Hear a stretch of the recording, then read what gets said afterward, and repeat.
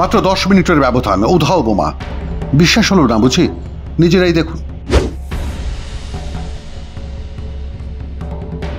এটা রাজ্য পুলিশের সামাজিক মাধ্যমে পোস্ট। নির্বাচন পরবর্তী হিংসার খবর জানাতেই রাজ্য পুলিশ এই পোস্ট করেছিল। কালীগঞ্জ উপনির্বাচনে জয়ের উল্লাসে তখন বেপরোয়া তৃণমূল কংগ্রেসের সমর্থকেরা। প্রতি নির্বাচনের অভ্যাস মতো নির্বাচনের দিন গ্রামে গ্রামে মেরে ভোটার তাড়ানো, পোলিং বুথ অব্দি ভোটারদের পৌঁছতে না দেওয়া, প্রকাশ্য রাস্তায় দাপাদাপি এবার করতে হয়নি। 57% মুসলিম অধ্যুষিত কালীগঞ্জ বিধানসভার উপনির্বাচনে তৃণমূল কংগ্রেসের জয় নিয়ে কোনো রাজনৈতিক দল কোনো সন্দেহ প্রকাশ করেনি, একমাত্র তৃণমূল কংগ্রেস ছাড়া। ফলে 23 রাউন্ডের গণনা শেষে যখন নিকটবর্তী বিজেপির প্রার্থী আশিস ঘোষ প্রায় 50,000 ব্যবধানে পিছিয়ে, তখন সেই আনন্দ সংবাদ জানাতে ব্যাপক বোমাবাজি কালীগঞ্জের মোলান্দি গ্রামে।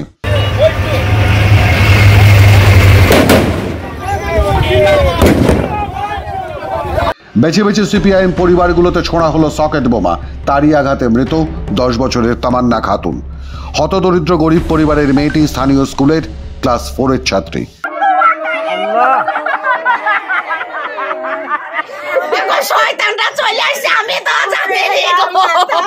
ওরা কোনো দল করে?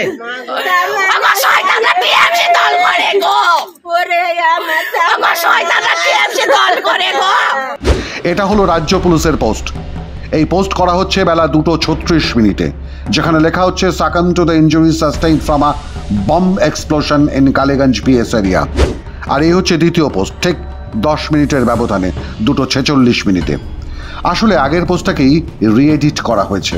দেখুন তলায় লেখা আছে লাস্ট এডিটেড বেলা 2:46, যেখান থেকে উধাও করা হয়েছে বম শব্দটিকে। তাহলে কি লেখা আছে? Succumb to the injuries sustained from an explosion in Kaliganj PS area.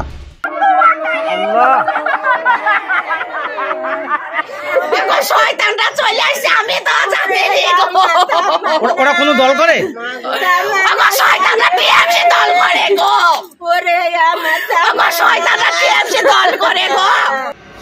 এর ঠিক 2 মিনিট বাদে সবকুছ ঠিক হয় বুঝে নিয়ে নিশ্চিত হয়ে টুইট করেছেন রাজ্যের মুখ্যমন্ত্রী মমতা বন্দ্যোপাধ্যায়। জানিয়েছেন তার গভীর শোক। সময় বেলা 2:48। কি লিখেছেন তিনি? Shocked and saddened at the death of a young girl in an explosion at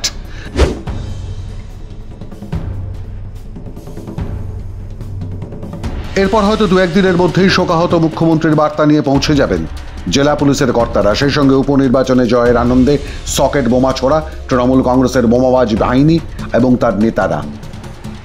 ছবি, প্রচার, লাখ 2-1 টাকা এবং হয়তো তামান্নার পরিযায়ী শ্রমিক বাপটাকে একটা ফুরনে চাকরির বিনিময়ে চাপা দেওয়া হবে গোটা তদন্ত। কাজ শুরু হয়ে গেছে 23 জুন বেলা 2:46 থেকেই।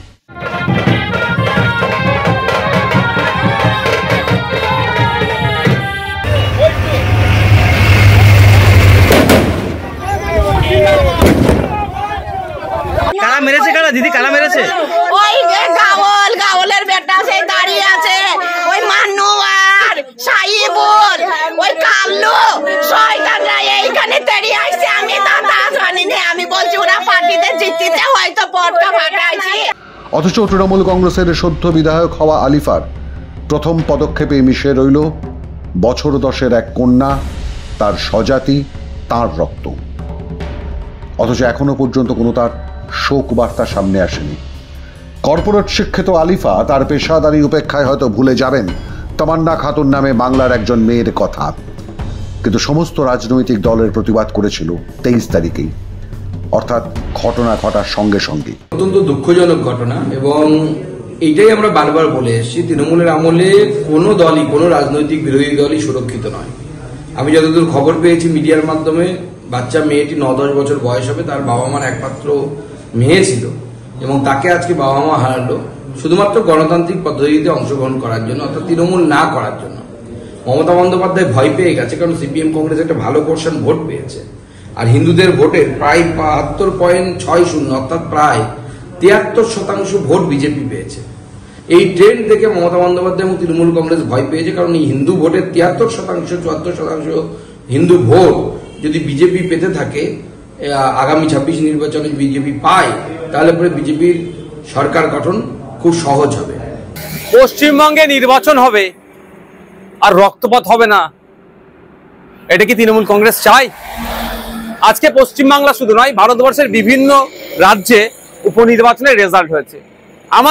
আমার এখনো পর্যন্ত কোনো খবর পাইনি ওখানে কোনো ঘটনা ঘটেছে, কিন্তু দুর্ভাগ্য আমাদের পশ্চিমবাংলায় একটা উপনির্বাচনে একটি ফুটফুটে ক্লাস 4-এর 9-10 বছরের বাচ্চা মেয়েকে খুন হতে হলো। অভিযোগ কি? তৃণমূলের ছোড়া বোমের আঘাতে ওই বাচ্চা মেয়েটির মৃত্যু হয়েছে। হ্যাঁ, আমি আবারও বলছি, পশ্চিমবঙ্গে নির্বাচন হবে আর পিছড়েভাগের মুসলমান খুন হবে না, পশ্চিমবঙ্গের নির্বাচন তো অসম্পূর্ণ থাকবে। মুসলমানদের শিক্ষাতে ক্রমশ পিছিয়ে রাখার কারণ এটাই তো, মারামারি করবে, হানাহানি করবে, মরবে, মারবে, জেল খাটবে, ধ্বংস হবে। এই জন্যই মুসলমানকে রেখেছে, ভোটার হিসাবেই রেখেছে। ঘটনা লজ্জাজনক ঘটনা। নির্বাচন হলো রক্তপাতহীন, আর নির্বাচনের পরে ফল দেখে যারা রক্ত নিয়ে হোলি খেলে, আনন্দ করে, এর বেশি আর কি বলা থাকতে পারে? একাধিক বাড়িতে বোমাবাজি হয়েছে, একজন মারা গেছে, একটা শিশু হয়েছে, তারা বাড়ি ছাড়া হয়েছে, তাদের বাড়ি লুটপাট করা হয়েছে, সবকিছু করা হয়েছে। মিছিল থেকে বিজয়ীরা তারা সকেট ছুটছে। একটি বাচ্চা মেয়ে, একেবারে ছোট, 10 বছর বয়স, ক্লাস 4-এ পড়ে, তার নাম তামান্না খাতুন। সিপিআইএমের পরিবার, তার বাবা মা করে, কিন্তু সে তো কোনো রাজনীতি করে না, তার কোনো রাজনীতি, ধর্ম সবকিছুর ঊর্ধ্বে একটি ছোট্ট মেয়ে। তৃণমূল কংগ্রেস জেতা মানে কালীগঞ্জ ব্লকে তার সূচনাই হলো একটি কন্যা, একটি ছোট্ট ফুটফুটে বাচ্চা মেয়ে তার লাশ দিয়ে।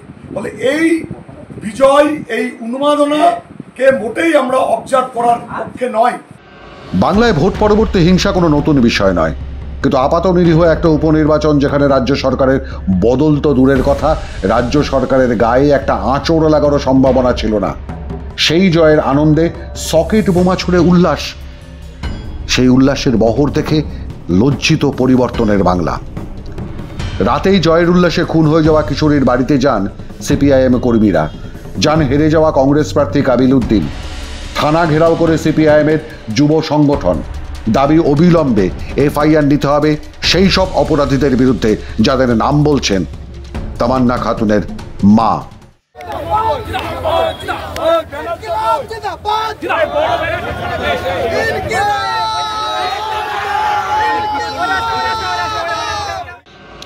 কাল না হয় পরশু তৃণমূলের নতুন বিধায়ক আলিফা রাজ্য বিধানসভায় আসবেন শপথ নিতে।